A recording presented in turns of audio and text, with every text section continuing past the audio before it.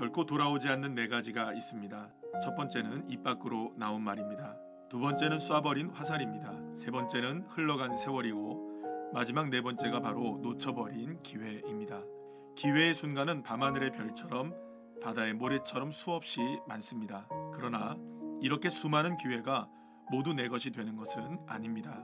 기독교의 시작은 매우 미약했습니다. 그런데 현재 전 세계 65억의 인구 가운데 22억이 예수님을 믿기까지는 11명의 예수님의 제자들을 비롯해서 마가의 다락방에서 성령 강림을 경험한 120명의 성도들이 있었기 때문에 가능했던 것입니다. 그런데 사도 바울은 500명의 형제들이 한꺼번에 예수님의 부활을 목격했다고 말합니다.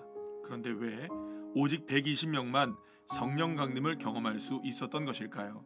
그렇다면 나머지 사람들은 어디로 사라져버린 것일까요?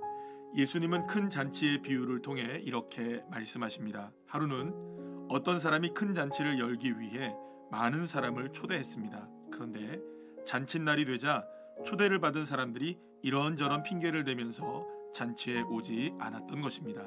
어떤 사람은 땅을 사야 한다며 참가할 수 없다고 합니다. 또 어떤 사람은 새로 산 5마리의 소가 건강한지 살펴봐야 하기 때문에 올 수가 없다고 합니다.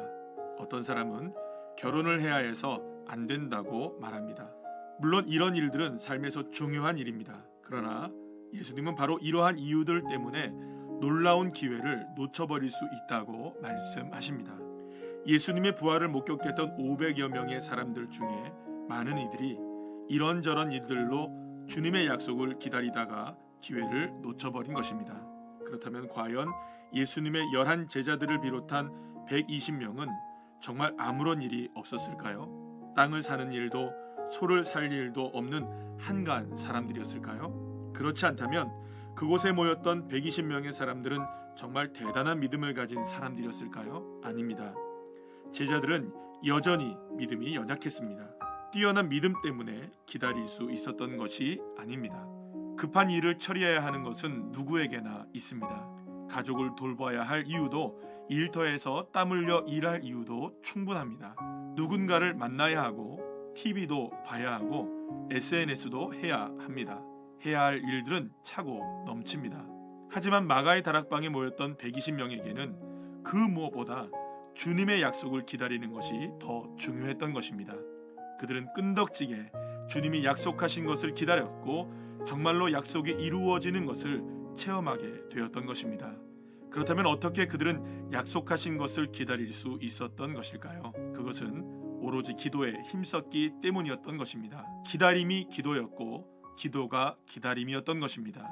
하나님께서 나에게 약속하신 것은 무엇입니까? 올해 내게 주신 하나님의 약속의 말씀은 무엇입니까? 그렇다면 그 약속의 말씀이 이루어지길 기대하고 계십니까? 그렇다면 적어도 2가지를 기억해야 합니다. 첫째는 하나님은 반드시 약속을 지키시며 약속하신 것을 이루신다는 것입니다. 둘째는 약속이 이루어지기까지는 기도해야 한다는 것입니다. 하나님의 약속은 신실하십니다. 주님께서 약속하신 것을 믿으며 끝까지 기도할 때 약속을 이루시는 하나님의 역사는 큰 기적으로 내 삶에 이루어질 것입니다.